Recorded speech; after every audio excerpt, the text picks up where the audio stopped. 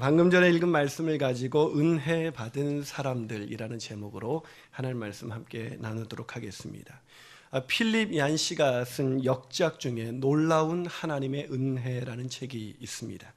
거기서 필립 얀 씨는 자신의 친구에게서 들은 이야기 하나를 소개하고 있습니다.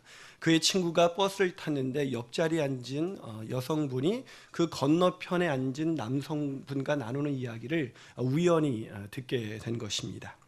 남자가 먼저 묻습니다. 그때 여자는 뉴욕타임스의 최장기 베스트셀러였던 스캇벳의 아직도 가야 할 길이라는 책을 읽고 있었다고 합니다. 그 건너편의 남자가 그 여성에게 묻습니다. 무슨 책을 읽고 계십니까? 여성이 대답합니다. 친구가 준 거예요. 이 책 때문에 인생이 바뀌었다나요? 그래요? 어떤 책입니까? 글쎄 무슨 인생의 지친서 같기도 하고 아직 별로 못 읽었어요. 여성은 책장을 두루루 넘기더니 이렇게 말했습니다. 장 제목이 이렇네요. 훈련, 사랑, 은혜. 그때 남자가 물었습니다. 그런데 은혜가 뭐죠? 세상이 알 수 없는 단어 중에 하나가 있다면 그게 바로 은혜라는 단어 아닐까요? 그런데 오늘날 현대 교회에서도 가장 이해하기 힘든 단어가 있다면 저는 그것이 은혜라는 단어라고 생각합니다.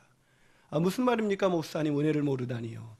우리가 은혜를 합니다. 은혜는 받을 수 없는 자격 없는 사람에게 거저 주어지는 것이 아닙니까? 네, 저는 은혜에 대한 지식을 알고 있냐고 묻는 것이 말씀드리고 있는 것이 아니라 은혜가 과연 교회 가운데 경험되고 있느냐를 묻고 있는 것입니다. 여러분 옆 사람의 얼굴 한번 쳐다보시죠. 옆 사람의 얼굴 한번 쳐다보시고 그 얼굴을 보시는 순간 이 인간이 얼굴이 은혜가 됩니까? 아니면 열받게 됩니까? 우리는 얼굴을 보면 은혜 받은 것 같지가 않아요. 여러분 성도님들이 예배 끝나고 제일 많이 하시는 말씀 가운데 하나가 은혜 받았습니다 라는 얘기입니다. 또 성도님들의 대화의 주제 가운데 하나도 은혜, 무슨 얘기가 나오면 다 하나님의 은혜지요 라고 말을 하지요. 에베소서 2장 8절은 우리가 구원받은 것도 하나님의 은혜였다라고 소개하고 있습니다. 2장 8절 한번 읽어볼까요? 시작. 너희는 그 은혜에 의하여 구원을 받았으니 이것은 너희에게서 난 것이 아니요 하나님의 선물이. 너희는 그 은혜에 의하여 믿음으로 말미암아 구원을 얻었나니. 그렇습니다. 우리가 은혜로 구원을 받았습니다. 정말 이런 우리가 은혜를 통해서 구원을 받았고 은혜에 대해서 이야기하고 있는 것을 보면 분명한 것은 우리가 은혜 받은 사람들이라는 것입니다. 아멘이십니까? 그리고 지금도 그 은혜 속에 살아가고 있습니다. 그런데 이해할 수 없는 사실은 은혜 받는 우리를 만난 사람들이 우리를 통해서 은혜 받은 흔적을 경험하지 못한다는 거예요. 은혜 받은 것을 눈치를 못 채요.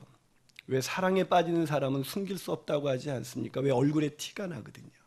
저는 은혜 받은 사람도 숨길 수 없다고 생각해요. 은혜 받으면 얼굴에 티가 나거든요. 그런데 왜 사람들은 은혜를 느끼지 못하는 것일까요? 그것은 우리가 너무 깐깐하기 때문이에요. 은혜 받으면 좀 더 너그러워지고 좀 더 덜 깐깐하고 좀 용납하고 이해의 폭이 넓어질 것 같은데 오히려 예수 믿는 사람들이 더 깐깐하고 더 아주 계산적이에요. 사실은 이 설교를 준비하는 순간 이번 주 제 자신의 모습이 떠올랐습니다. 가전제품을 샀는데 1년도 안 됐는데 수리를 무상으로 안 해준다는 거예요. 순간 열받았습니다. 이 설교를 준비해야 되는데 참 기가 막히죠. 그 사람이 저를 보고 주님의 은혜를 느낄 수 있었을까요? 도대체 은혜를 받았다 이 말이 의미하는 것이 도대체 무슨 뜻이라고 생각을 하십니까? 오늘 본문은 믿는 무리가 큰 은혜를 받았다고 기록해주고 있습니다. 오순절 성령 강림 사건 이후 담대히 복음을 전한 사도들을 통해서 하나님의 은혜를 받은 무리들이 생겨났고 그 무리들은 이전과는 전혀 다른 삶의 특징을 나타내기 시작했습니다. 그러게 우리는 오늘의 본문을 통해서 은혜 받은 사람들의 참된 모습이 어떤 모습인지를 알 수가 있는 것입니다. 자, 그렇다면 은혜 받은 사람의 첫 번째 특징은 뭘까요? 은혜 받은 사람의 첫 번째 특징은 공동체를 하나 되게 만든다는 것입니다. 자, 은혜 받은 사람들의 특징, 이 대답을 여러분 들으시면서, 이 설교를 들으시면서 좀 의아하지 않습니까? 생뚱맞잖아요. 우리는 은혜 받았다 하면 보통 어떤 것을 상상해요? 마음에 감동이 왔다, 코끝이 찡했다. 그래서 은혜 받은 가장 분명한 사인은 뭐예요? 여성들에게는 마스카라에 눈물이 흘러서 검은 눈물을 흘리게 될 때, 우리는 은혜 받았다, 이런 생각을 하게 되죠. 그런데 오늘 본문은 전혀 다르게 이야기하고 있습니다. 그들이 은혜 받고 마음의 감동을 얻었다, 마음이 짠했다, 이런 구절은 없고, 오늘 본문 32절은 믿는 무리가 한 마음 한 뜻이 되었다라고 말씀하고 있습니다. 은혜 받은 첫 번째 표지가 바로 연합이라는 거예요. 여러분, 이 믿는 무리라는 뜻이 무슨 뜻이에요? 이 믿는 무리라는 말씀은 사도들의 말씀과 기도를 통해서 큰 은혜를 받은 무리라는 뜻으로 우리가 번역할 수가 있지 않습니까? 그러게 이들이 은혜 받고 첫 번째 변화됐던 모습은 한 마음 한 뜻으로 연합하게 되었다는 것입니다. 그렇습니다. 은혜 받은 자의 첫 번째 특징은 연합입니다. 다시 말해서 은혜 받지 못한 사람은 아무리 노력을 해도 연합할 수가 없어요. 부부간에 연합이 안 돼요. 목장 안에서 연합이 안 돼요. 모임 속에서 연합할 수 없어요. 왜요? 왜 그럴까요? 마음에 미움과 시기와 질투가 올라오는 것을 막을 길이 없거든요. 피를 나눈 형제라도 아이들은 먹을 것 앞에서 싸우는 광경을 쉽게 목격을 합니다. 저희 딸도 둘이 있지만 착해 보이지만 전혀 아니에요. 이렇게 아이들이 먹을 것 앞에서 아주 쌩해지죠. 애들만 그럴까요? 어른들도 마찬가지 아니에요. 어른들도 물질을 놓고 싸웁니다. 자식이 누가 더 잘 됐냐를 경쟁하면서 배 아파하기도 하고, 얼마 전에 분당에서 서로 부모를 모시겠다고 형제간에 난리가 나서 새벽에 차 앞에 들어놓고 누운 거예요. 야, 효심이 지극한가? 그게 아니었어요. 부부간에 왜 하나 되지 못하는 것일까요? 왜 가정은 더 많이 깨지고 있는 것일까요? 저는 어렸을 적에 그 이유가 돈이 없어서라고 생각했습니다. 못 배웠기 때문이라고 생각했어요. 그런데 그것이 아니라는 것을 알게 되었습니다. 더 많이 배우게 되었고 더 많은 것을 누리게 되었지만 오늘날의 가정은 더 많이 깨지고 있습니다. 오늘날의 갈등이 우리 사회를 얼마나 힘들게 만들고 있는지, 우리나라 사회 갈등 지수가 OECD 국가 중에서 4번째라고 하는데 그 수치가 0.71이에요. 이 수치가 잘 안 느껴지시죠? 별로 안 놀라시는데 이 지수는 우리나라 사회 갈등 지수 0.71이라는 이것을 금액으로 환산했더니 무려 300조 원에 해당하는 금액이래요. 우리나라 정부 1년치 예산이 사회 갈등 때문에 낭비되고 있는 것입니다. 왜 이렇게 된 것일까? 왜 이렇게 평화가 깨지고 우리는 갈등과 다툼 속에서 살아가고 있는 것일까요? 많은 사람들은 우리가 평화에 노력을 더하지 않았기 때문이라고 생각합니다. 유엔을 창설했죠. 그러나 유엔이 과연 이 땅에 평화를 가져다 주었습니까? 아니요. 우리가 평화를 얻지 못하는 가장 근본적인 원인을 성경은 이렇게 진단해주고 있습니다. 로마서 3장 23절이에요. 한번 읽어볼까요? 시작. 모든 사람이 죄를 범하였음에 하나님의 영광에 이르지 못하더니. 모든 인간의 문제는 바로 여기에 있습니다. 모든 사람이 죄를 범했다. 하나님과의 관계가 단절된 거예요. 하나님과의 관계가 단절된 상태로 서로의 얼굴을 바라보면서 서로 상처를 주고 있는 것이죠. 그렇다면 우리는 서로의 얼굴을 바라보면서 이렇게 말합니다. 저 사람과는 도저히 하나 될 수가 없어. 어떻게 저 사람과 같이 할 수 있어? 솔직히 말씀을 드리면 저에게도 그런 사람이 있어요. 그 사람 생각하면 마음에 용서가 잘 안 돼요. 어떻게 그럴 수가 있어? 목사로 살아가면서 어떻게 그럴 수 있냐고요? 예, 저도 죄인이거든요. 제가 좀 더 나아서 목사가 된 게 아니라 저도 본질상 진노의 자녀였습니다. 제가 다른 사람의 그 다른 사람을 제가 막 비난하고 배척할 때 제 마음의 상태를 보면 애들 말로 완전 의인이에요. 내가 그런 의인이 없어요. 내가 어떤 사람인데 나한테 그래. 근데 오늘 은사는 많이 받았지만 분열에 빠졌던 고린도 교회가 그랬습니다. 그들을 향해서 바울이 이렇게 말하고 있어요. 고린도전서 3장 3절을 읽어볼까요? 있습니다. 시작.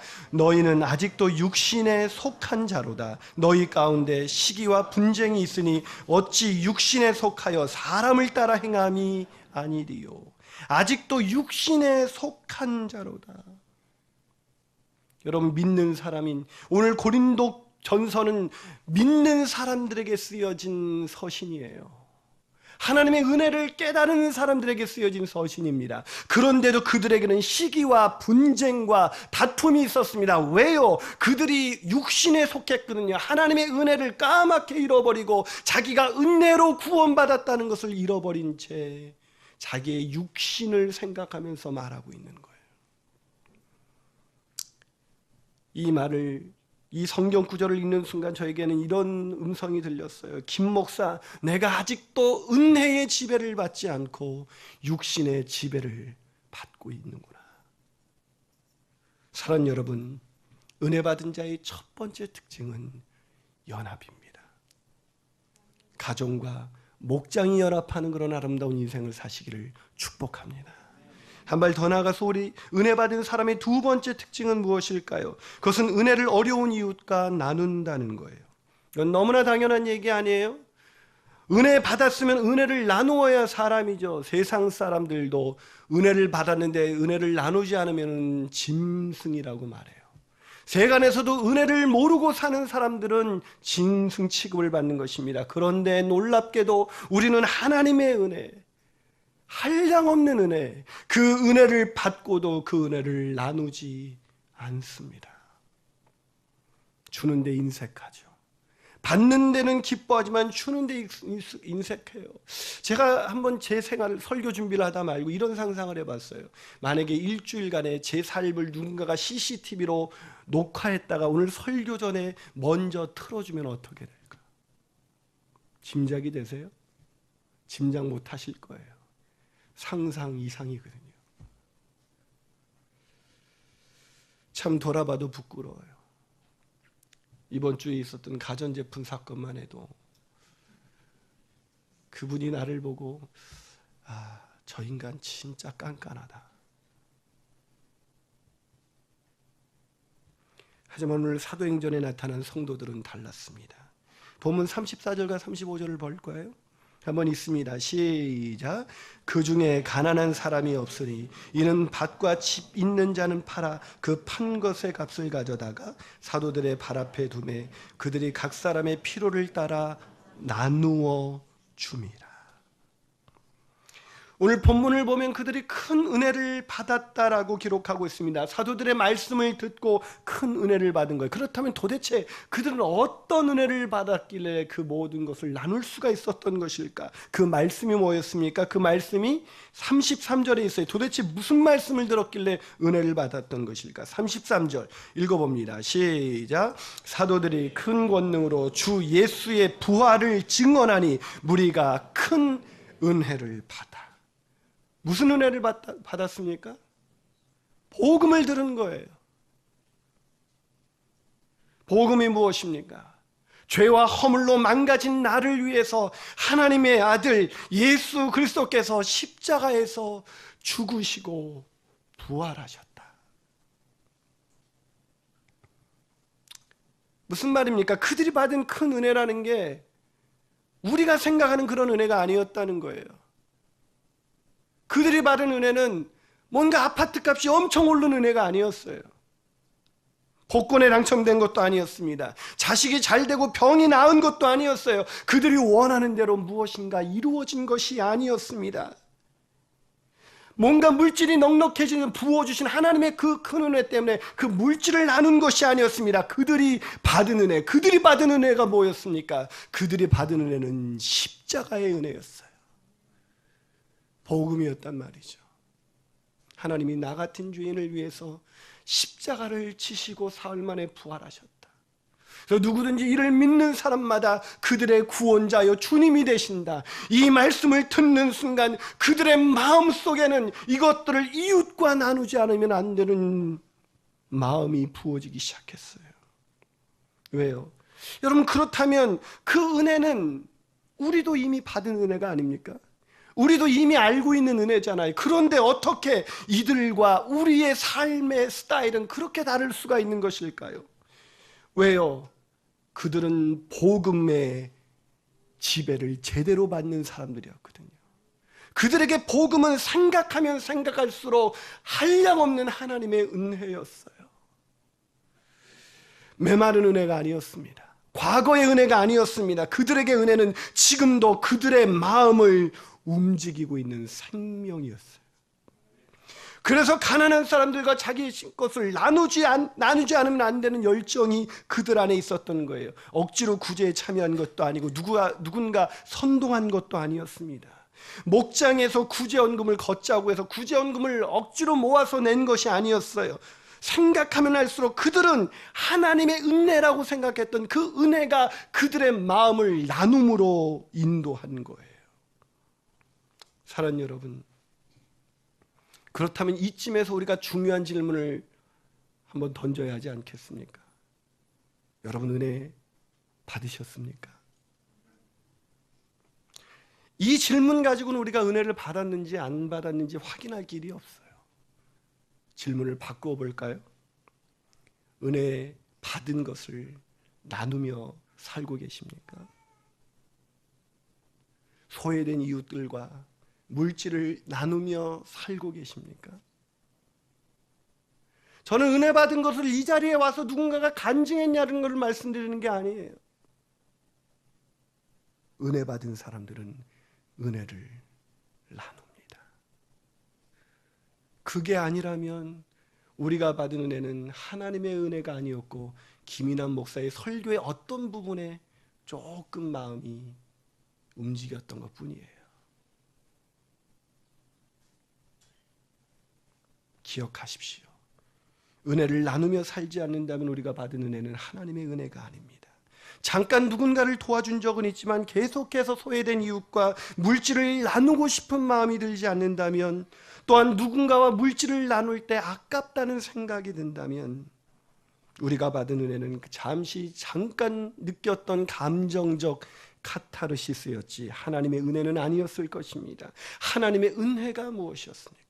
가장 쓸모없는 나를 위해서 가장 고귀하신 하나님의 아들이 이 낮고 천한 땅에 내려오셔서 나와 함께 하시고 나 때문에 고난당하시고 나를 위해서 마침내 십자가에 지시고 사흘 만에 부활하셨다. 이 은혜가 하나님의 은혜입니다. 무슨 말이에요? 하나님은 송두리째 내어주신 거예요. 전혀 아까워하지 않으시면서. 사랑하는 여러분, 저는 저와 여러분이 하나님의 은혜를 나누는 추석 명절이 되기를 주님의 이름으로 축원합니다. 마지막으로 은혜 받은 사람의 마지막 특징은 무엇일까요? 그것은 자신이 하나님의 소유임을 안다는 것입니다. 제가 설교 준비를 하면서 계속해서 드는 한 가지 질문이 있었습니다. 그것은 이들은 어떻게 그럴 수 있었는가라는 질문이에요. 이해가 안 되잖아요. 여러분, 이 본문이 쉽게 이해가 되십니까? 이 본문을 읽다가 턱턱 걸리는 것이 없다면 본문을 그냥 아무 생각 없이 읽은 거예요. 본문을 제대로 읽는다면, 묵상하면서 읽는다면 이게 넘어갈 수가 없어요. 읽혀질 수가 없어요. 너무 황당한 얘기가 쓰여져 있거든요. 오늘 본문 34절과 35절을 같이 읽어볼까요? 있습니다. 시작. 그 중에 가난한 사람이 없으니 이는 밭과 집 있는 자는 팔아 그 판 것의 값을 가져다가 사도들의 발 앞에 두매 그들이 각 사람의 필요를 따라 나눠줍니다. 아니, 공산주의도 아니고 어떻게 모든 소유를 팔아서 나눌 수가 있어요? 여기서 걸리는 단어가 있어요. 뭡니까? 그들이 판 것의 일부를 가져다가 아니었다는 거죠. 그 정도 기록되어 있으면 그래 나도 일부를 드려야지 할 수 있는데 그 판 것의 값 모두를 가져간 것입니다. 이게 이해가 안 가잖아요. 우리의 웬 이런 인생이 안 일어나는데 어떻게 이들은 이럴 수가 있었던 것일까요? 저는 가끔 누구를 돕느라고, 아주 가끔, 착각하지 마세요, 아주 가끔 누군가를 돕느라고 계좌이체를 할 때가 있어요. 그러면 꼭 저를 고민하게 만드는 멘트가 있죠. 금액을 눌러주세요. 그러면 10,000원 정도 누르려다가 그래도 내가 목사인데 이게 10,000원 눌러가지고 될까? 한 50,000원쯤은 눌러야지. 큰 맘 먹은 거죠. 근데 그 사람에게 필요한 것은 적어도 한 20만 원이었어요. 그래, 20만 원 누르자 하고 20만 원 탁 눌렀습니다. 탁 누르는 순간 전화에서 또 고민에 빠뜨리는 음성이 들려옵니다. 금액이 맞습니까? 맞으시면 1번, 틀리시면 2번을 눌러주세요. 그럼 고민이 돼요. 저만 그래요? 제가 신방을 가다 보면 가끔 장로교에서 오신 분들이 헌금을 목사 앞에 내놔요. 그럼 저희가 거절을 하죠. 저희는 교회 예배 중에 헌금을 드립니다. 받지 않습니다. 근데 가끔 그런 궁금한 생각이 들어요. 그분들이 정말 헌금을 했을까? 혹시 나처럼 마음이 바뀐 건 아닐까? 오늘 본문은 우리가 적용하기 정말 힘든 구절입니다. 공산주의도 아니고 어떻게 밭과 집을 팔아 그것을 사도들의 발 앞에 둘 수가 있습니까? 그런데 더 놀라운 것은 그들이 그것을 자발적으로 했다는 것입니다. 많은 분들이 이 본문을 가지고 이게 공산주의 이론의 근거가 되는 것 아니에요. 제대로 본문을 보세요. 공산주의와 오늘 본문에 나타난 교회 공동체와는 엄청난 차이가 있습니다. 그 차이가 뭐예요? 공산주의는 힘과 무력으로 공산화했지만 오늘 본문에 나타난 이들의 공동체는 자발적으로 사도들 앞에 가져왔다는 것입니다. 사랑하는 여러분, 이것이 어떻게 가능할 수 있었던 것일까요? 이들이 어떻게 자발적으로 한마음 한뜻이 되어서 그 모든 물건을 그렇게 통용할 수가 있었던 것일까요? 그 비밀이 오늘 32절에 기록되어 있습니다. 이들의 인생에 이것이 가능할 수 있었던 그 비밀 32절 같이 있습니다. 시작. 믿는 무리가 한마음 한뜻이 되어 모든 물건을 서로 통용하고 자기 재물을 조금이라도 자기 것이라 하는 이가 하나도 없더라. 여기서 중요한 단어가 있죠. 자기 재물을 조금이라도 자기 것이라 하는 이가 하나도 없더라. 뭐라고요? 그렇습니다. 그 재물에 대한 그들의 인식, 그것은 자기의 것이 아니라는 것이었습니다. 왜요? 왜 이들이 이런 고백이 가능했을까요? 우리보다 성숙해서요? 아니요. 복음을 받아들였다는 것이 그걸 의미한다는 것을 아시나요? 우리가 예수님을 내 인생의 구원자여 주인님으로 받아들이는 순간 내 모든 것은 주님의 것이라는 고백을 한 거예요. 내가 주인 돼서 살아본 사람만이 이 고백을 드릴 수가 있어요. 내가 주인 돼서 살았을 때 내가 얼마나 불행했고 내가 얼마나 좌절했고 내가 얼마나 힘들었는지를 경험한 사람만이 내 주도권을 주님 앞에 내어놓을 수 있는 거예요. 내가 죄인 중에 괴순하는 그 분명한 깨달음, 내가 죄인이기 때문에 내가 주인 돼서 살아가지고는 이 돈을 옳게 사용할 수 있는 길이 없구나 라는 것을 절실히 깨달은 사람만이 예수님이 내 인생의 주님이십니다. 복음을 예수님 내 인생의 구원자로는 영접했는데 예수님의 주인 되심을 인정하지 않으신 분은 죄송하지만 우리 천국에서 만날 수 없습니다. 아마 이 중에 만날 수 없는 분들이 상당수 있을 거예요.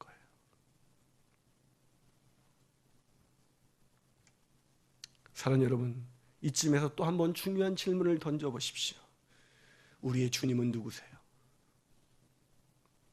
질문을 바꿔볼까요? 우리의 돈 주인은 누구십니까? 순간 남자들은 와이프입니다 뭐 이러시는 것 같은데 우리의 물질, 우리의 자녀, 우리의 재능, 우리의 집, 우리의 모든 소유는 주님의 것입니다.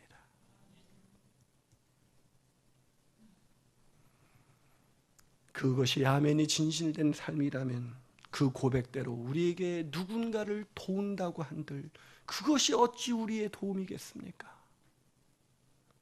마땅히 섬겨야 할 것을 섬기는 주님의 뜻입니다. 여러분, 평생 잊지 말아야 할 한 가지 사실은 이것입니다. 예수님이 내 인생의 구원자요 주님이시다. 죄와 허물로 망가진 내 인생, 우리의 가정, 이 사회가 분쟁을 그치고 갈등을 그치고 평화의 나라, 주님이 꿈꾸시는 그런 아름다운 나라, 그런 가정이 되기 위한 가장 중요한 인식, 예수께서 내 인생의 구원자요 주님이시다라는 고백입니다. 그 고백이 있을 때 우리는 비로소 내 것인 양 나누는 행세를 하는 나눔이 아니라 진정한 나눔, 은혜를 나누는 은혜 받은 사람들로 살아갈 수가 있는 것입니다.